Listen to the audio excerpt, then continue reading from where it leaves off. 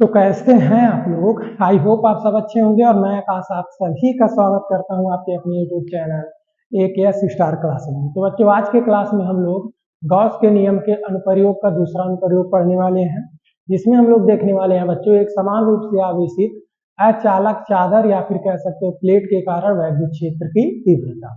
जैसे कहा जा रहा है अनंत विस्तार की समतल आवेशित अचालक चादर के निकट वैद्युत क्षेत्र की तीव्रता, यानी यहाँ पर हमारे पास बच्चों एक समतल आवेशित अचालक चादर होगा या फिर प्लेट कह सकते हो, और एक इनफाइनाइट विस्तार का होगा, यानी इनफाइनाइट प्लेन होगा, यानी इसका जो सरफेस होगा वह अनंत विस्तार का होगा। अब इस प्लेन के कारण हमें क्या देखना है बच्चों? वैद्युत क्षेत्र की तीव्रता, यानी यह जो अचालक चादर है हमारा अनंत विस्तार का, इसके कारण हमें क्या देखना है? वैद्युत क्षेत्र की तीव्रता। तो गॉस का पहला अनुप्रयोग हम लोग पढ़े हैं, अगर आपने नहीं पढ़ा है पहले उसको कंप्लीट कीजिए, वीडियो के डिस्क्रिप्शन में लिंक होगा, उसके बाद इस पॉइंट पर आइए, काफी अच्छा लगेगा। चलिए शुरू करते हैं बिना टाइम लॉस किए। कहा जा रहा बच्चों अनंत विस्तार की एक समतल आवेशित अचालक चादर। तो सबसे पहले बच्चों हम एक अनंत विस्तार की एक इनफाइनाइट लेंथ की क्या खींच लेते हैं? एक समतल आवेशित चादर खींच लेते हैं। दूसरे पेज पर चलते हैं। यहाँ पे बच्चों हमारे पास मान ले रहे हैं एक इनफाइनाइट लेंथ का आवेशित समतल चादर है, यह इनफाइनाइट लेंथ का एक चादर है बच्चों। और जैसा कि कहा जा रहा है समतल आवेशित अचालक चादर है। कैसा है बच्चों? आवेशित है। तो मान ले रहे हैं इसको हम आवेश दे दिए कुछ इस प्रकार से, यह चादर क्या हो गया बच्चों? आवेशित हो गई। यानी यह जो चादर है वह कैसा चादर है? आवेशित चादर है। अब इस चादर के समीप हमें क्या ज्ञात करना है बच्चों? वैद्युत क्षेत्र की तीव्रता ज्ञात करनी है। यानी इस चादर के समीप हमें क्या निकालना है? वैद्युत क्षेत्र की तीव्रता। क्योंकि आवेश है तो आसपास वैद्युत क्षेत्र बनाएगा, तो इसके समीप हमें क्या निकालना है बच्चों? वैद्युत क्षेत्र की तीव्रता। इसके लिए हम क्या कर ले रहे हैं बच्चों? मान ले रहे हैं इस चादर के समीप कुछ डिस्टेंस पर एक पॉइंट है हमारे पास P, एक पॉइंट हमारे पास है P, और इसी पॉइंट पर हमें क्या निकालना है बच्चों? वैद्युत क्षेत्र की तीव्रता। अब आपको अगर याद हो तो हम आपको एक मॉडल बताए हैं। सबसे पहले एक 3D फिगर खींचना होता है, उसके बाद उस फिगर से इलेक्ट्रिक फ्लक्स ज्ञात करना होता है मैथमेटिकल तरीके से, इलेक्ट्रिक फ्लक्स। उसके बाद उस इलेक्ट्रिक फ्लक्स का बच्चों गॉस के लॉ से तुलना करना होता है, गॉस लॉ से तुलना करना होता है pi is equal to Q upon epsilon naught से। और यहाँ हम मैथमेटिकल तरीके से पाई इज इक्वल टू इस फॉर्म का यूज करके इलेक्ट्रिक फ्लक्स निकालते हैं। यानी यहाँ हम अपने तरीके निकालते हैं, यहाँ गॉस के नियम से, फिर दोनों का कंपेयर करके हम लोग क्या ज्ञात करते हैं बच्चों? Electric field. तो यह हमारा प्रोसेस होता है। सबसे पहले जिस पॉइंट पर हमें वैद्युत क्षेत्र ज्ञात करना होता है वहां पे एक इलेक्ट्रिक फील्ड खींचते हैं, सॉरी एक 3D फिगर खींचते हैं। तो मान ले रहे हैं बच्चों हमारे पास एक गॉसियन पृष्ठ है जो उस बिंदु से होकर जा रहा है, यानी बिंदु P से। कहां से होकर जा रहा है बच्चों? बिंदु P से। अब इस बिंदु P से यह पृष्ठ जा रहा है, तो हम क्या करेंगे? यहाँ पर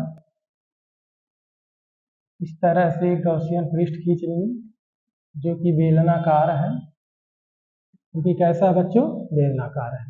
अब यह पृष्ठ थोड़ा सा आप लोग समझने की कोशिश कीजिएगा। यह जो पृष्ठ है बच्चों वह इसके सरफेस से इंटर करके जा रहा है, वह इसके अंदर से हो करके जा रहा है। यानी यह जो पृष्ठ है इसको हम डॉटेड लाइन से दिखा दे रहे हैं, वह इस सरफेस से होकर गुजर रहा है। यानी चलिए कैसे बता दें, वह इस सरफेस से होकर गुजर रहा है। मतलब यह सर प्लेट है, तो यह जो पृष्ठ है बच्चों 3D फिगर आपने जो खींचा है, या इस पृष्ठ के ऐसे इसके अंदर से होकर गुजर रहा है कुछ इस प्रकार से, यह सरफेस इसके अंदर से यह होकर गुजर रहा है। अब थोड़ा सा समझेंगे, जिस पॉइंट पर हमें इलेक्ट्रिक फील्ड ज्ञात करना है, उस पॉइंट पर इलेक्ट्रिक फील्ड ज्ञात करने के लिए सबसे पहले हमने एक गॉसियन पृष्ठ खींच लिया उस बिंदु से होता हुआ। उसके बाद इस गॉसियन पृष्ठ से हम निर्गत वैद्युत फ्लक्स ज्ञात करेंगे। क्या ज्ञात करेंगे बच्चों? Electric flux. तो सबसे पहला काम हमारा होता है गॉसियन पृष्ठ से गॉसियन पृष्ठ से निर्गत वैद्युत फ्लक्स, गॉसियन पृष्ठ से निर्गत वैद्युत फ्लक्स। जब फ्लक्स ज्ञात करेंगे बच्चों तो हमारा मैथमेटिकल तरीका क्या है, फ्लक्स ज्ञात करने का 3D फिगर से कहेंगे sir ji phi is equal to integration of vector E dot D. But यहाँ थोड़ा सा आप समझेंगे, यहाँ पे देखो इस बेलन में एक कर्व पृष्ठ है और दो सरफेस पृष्ठ है, यानी दो सतह है और एक कर्व है। सर जी पिछले में तो एक ही सतह लिए थे, हाँ क्यों लिया गया था, आप देखे थे इस पृष्ठ से निर्गत फ्लक्स 0 हो गया था। अगर ध्यान से देखिए तो इस प्लेन वाले सरफेस से फ्लक्स निर्गत कितना हो गया था 0, इसलिए इसको नहीं भी लिए थे तो भी कोई फर्क नहीं पड़ता, अगर लेते भी तो दोनों से 0 हो जाता। बट यहाँ ऐसा नहीं होता, इसलिए दोनों सरफेस की बात यहाँ की जाएगी। अगर हम यहाँ पे एक पॉइंट पी लिए हैं तो यहाँ पर उसी के सममित एक पॉइंट और ले सकते हैं पी डैश, समझ पाए। अब यहाँ पे हमारे पास टोटल हो गए 3 सरफेस, और इन तीनों सरफेस पर बच्चों हम क्या करते हैं, छोटे छोटे अल्पांश अवयव लेते हैं, छोटे छोटे अल्पांश अवयव लेते हैं और उस अल्पांश अवयव के लिए हम लोग फ्लक्स देखते हैं। यहाँ पे याद रखेंगे, यहाँ एक छोटा सा अवयव लेते हैं और यहाँ भी एक छोटा सा अवयव लेते हैं और यहाँ पर भी एक छोटा सा अवयव लेते हैं, यानी तीनों सतह पर। तो इस बेलनाकार गॉसियन पृष्ठ में 3 सतह दिख रहे हैं, 2 सरफेस और एक वक्र पृष्ठ। सर जी नीचे, अरे यही है बाहु वक्र पृष्ठ, देखो यही है, तो कहीं भी लो एक ही बात है। अब इन तीनों के लिए जब हम फ्लक्स निकालेंगे तो यहाँ एक कर्व कह दे रहे हैं plus integration of vector E dot D A, right वाला प्लेन हम कह दे रहे हैं और यहाँ हम कह दे रहे हैं बच्चों integration of vector E dot D A, यहाँ हम कौन सा कह दे रहे हैं, लेफ्ट वाला राइट वाला कर्व वाला, क्लियर है। अब यहाँ पे हमें इलेक्ट्रिक फील्ड और डीए के बीच का जब एंगल, जैसा कि हम जानते हैं सर जी, जब यहाँ से डॉट प्रोडक्ट हटता है तो यहाँ पे एंगल आता है कॉस थीटा। यहाँ से डॉट प्रोडक्ट हटाते हैं तो क्या आता है सर जी, यहाँ आता है कॉस थीटा।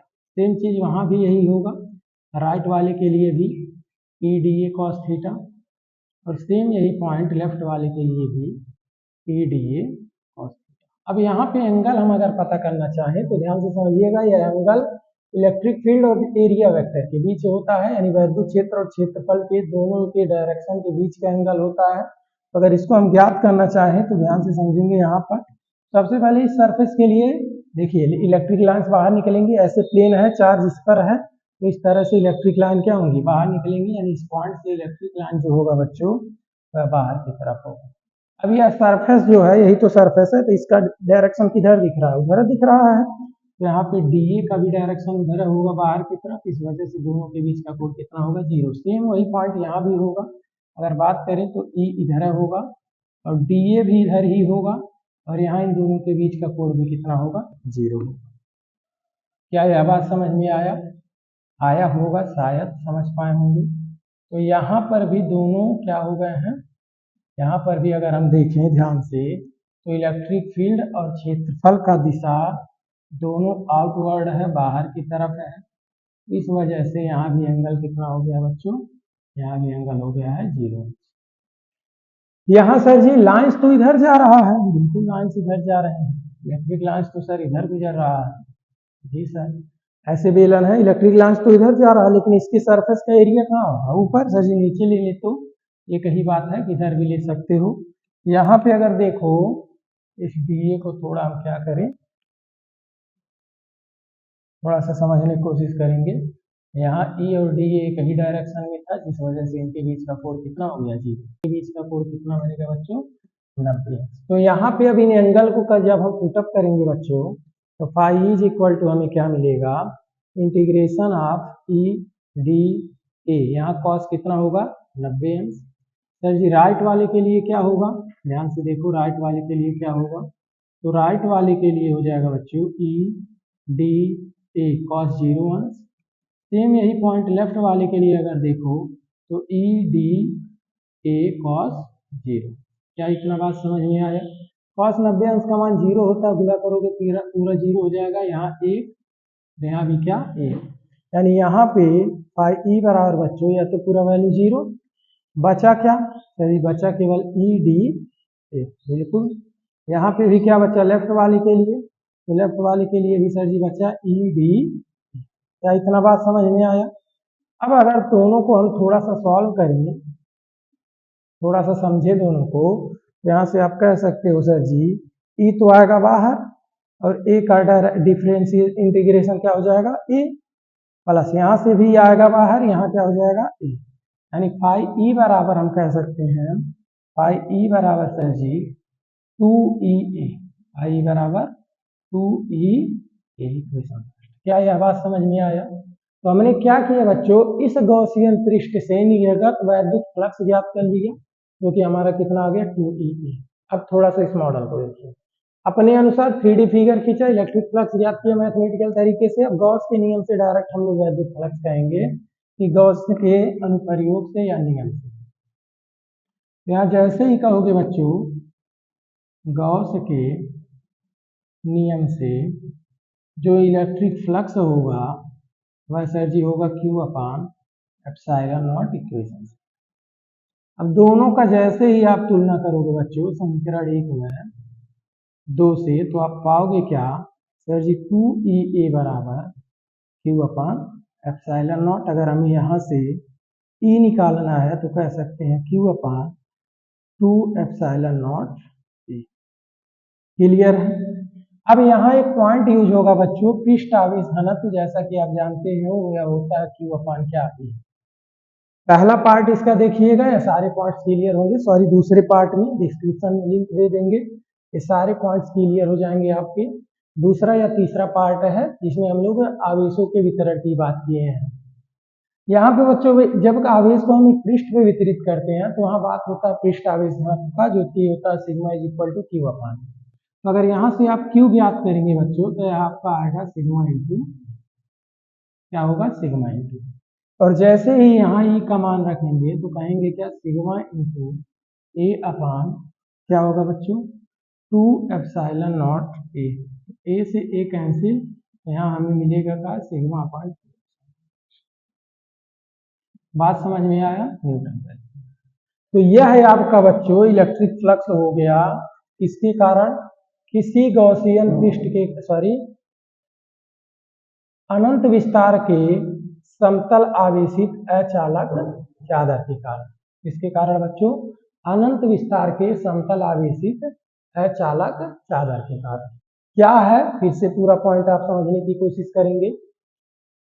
अनंत विस्तार के समतल आवेशित अचालक चादर के कारण अगर हमें वैद्युत क्षेत्र की तीव्रता निकालना है तो सबसे पहले बच्चों हम क्या करेंगे, एक अनंत विस्तार का समतल आवेशित अचालक चादर लेंगे, इस चादर के समीप इलेक्ट्रिक फील्ड निकालना है तो कोई पॉइंट लेंगे, इस पॉइंट से होता हुआ एक गॉसियन पृष्ठ खींचेंगे, उस गॉसियन पृष्ठ से निर्गत वैद्युत फ्लक्स निकाल लेंगे मैथमेटिकल तरीके से। अब इस इलेक्ट्रिक फ्लक्स का बच्चों गॉस के नियम से तुलना कर लेंगे। गॉस का नियम phi is equal to Q upon epsilon naught. तो यहाँ हमें इलेक्ट्रिक फील्ड का एक फॉर्म दिख जाएगा Q अपान 2 एप्सिलॉन नॉट। ये भी सूत्र सही है, बट यहाँ आवेश पृष्ठ पे वितरित है तो इसलिए यहाँ बात होता है पृष्ठ आवेश घनत्व का। तो यहाँ हम इस चार्ज को अगर हम चेंज कर दें sigma is equal to Q upon A के अनुसार, तो हम Q को लिख सकते हैं सिग्मा इंटू A। सिग्मा ही बच्चों यहाँ पर होता है पृष्ठ आवेश घनत्व। सिग्मा ही क्या होता है? पृष्ठ आवेश घनत्व। तो यहाँ पे Q is equal to sigma into A रख सकते हैं। इस पॉइंट के अनुसार बच्चों हम यहाँ पे क्या रख सकते हैं? Sigma into A upon 2 epsilon naught, A से ए कैंसिल, सिग्मा अपान। तो यह पॉइंट रहा हमारा बच्चों एक समान आवेशित अचालक चादर के निकट वैद्युत क्षेत्र की तीव्रता का। आई होप यह पॉइंट आप लोग को समझ में आया होगा। अगर नहीं आया है तो वीडियो थोड़ा सा रिकैप कीजिएगा, सारा पॉइंट आपका क्लियर हो जाएगा, मैं पूरा आशा करता हूँ। यहाँ पे पॉइंट अगर क्लियर है बच्चों तो दूसरा अनुप्रयोग काफी आसान है, एग्जाम में कई बार पूछा है, इंपॉर्टेंट है। एक अनुप्रयोग आप ध्यान से समझते चलना, नहीं समझ में आएगा तो कमेंट जरूर कर देना, सर यहाँ पे डाउट है थोड़ा सा क्लियर कर लीजिए, जरूर क्लियर कर दिया जाएगा। बाकी चीजें हम लोग तीसरा अनुप्रयोग देखते हैं नेक्स्ट क्लास में। आज के लिए बस इतना ही, तब तक के लिए धन्यवाद, ऑल द वेरी बेस्ट। हाँ, लाइक कमेंट करना मत भूलिए। जय हिंद।